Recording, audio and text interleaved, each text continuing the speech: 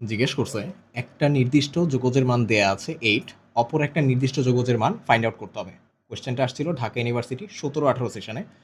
আমি যদি এই টাইপের কোশ্চেনগুলোকে ফার্স্টে যেটা বের করতে বলছে সেটাকে এভাবে রিপ্রেজেন্ট করি, এফ অফ 2x dx। এখানে প্রথম যে কাজটা করতে হবে, এই 2x যেটা, এটাকে আমরা অন্য একটা ফাংশন দিয়ে রিপ্লেস করব। আচ্ছা, তাহলে এটাকে যদি উভয় পক্ষকে x এর সাপেক্ষে ডিফারেনশিয়েট করি, তখন আমার আসবে হচ্ছে 2dx ইকুয়ালস টু কত ভাইয়া? dz। খেয়াল করে দেখো, এখন আমরা যদি রিপ্লেস করতে যাই ফাংশনটাকে, তাহলে এফ অফ জেড আর ডিএক্স এর বদলে কি আসবে ভাইয়া? Dz divided by 2। আচ্ছা, এখন যেহেতু ফাংশনকেই রিপ্লেস করে ফেলছি, তখন আপার লিমিট আর লোয়ার লিমিট কিন্তু সেম থাকবে না। তাহলে 3 এর জন্য জেড এর ভ্যালু আসবে কত? 3 ইন্টু 2 হুইচ ইজ 6। 0 এর জন্য আসবে 0 ইন্টু 2 হুইচ ইজ 0। আচ্ছা, এখন দেখো এই হাফটাকে যদি বাহিরে নিয়ে আসা যায়, তাহলে আমাদের 6 এফ অফ জেড ডিজেড দাঁড়াচ্ছে। আমরা একটা জিনিস মাথায় রাখবো, কোনো একটা ফাংশনকে যদি আমি ভ্যারিয়েবল চেঞ্জ করি, তখন কিন্তু ফাংশনের কোনো পরিবর্তন হয় না। মাথায় রাখতে হবে। sin x কে যদি আমি sin থিটা দিয়ে রিপ্লেস করি, তাহলে জাস্ট ভ্যারিয়েবলটা চেঞ্জ হচ্ছে। ফাংশনের মানের কিন্তু কোনো পরিবর্তন হচ্ছে না। যেহেতু ফাংশনের মানে কোনো পরিবর্তন হচ্ছে না, তখন কিন্তু আমাদের আপার লিমিট আর লোয়ার লিমিটও কিন্তু চেঞ্জ হবে না। তো আমাদের এটা কোন পার্সপেক্টিভে বলা?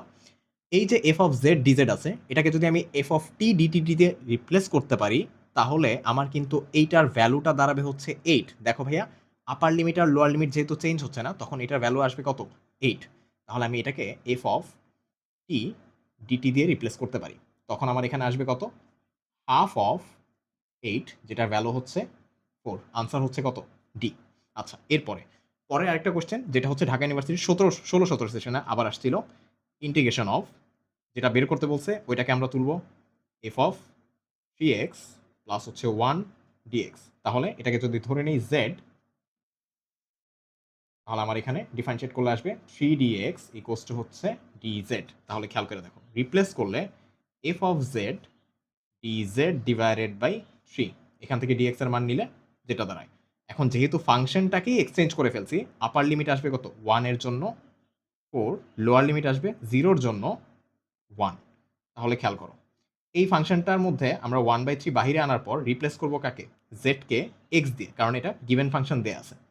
যেহেতু এটাকে এক্সচেঞ্জ করলে কোনো পরিবর্তন হচ্ছে না, তাহলে আমরা বলতে পারছি 1/3 ইন্টু 5, আউটপুট হচ্ছে কত ভাইয়া? 5/3। আনসার হচ্ছে সি।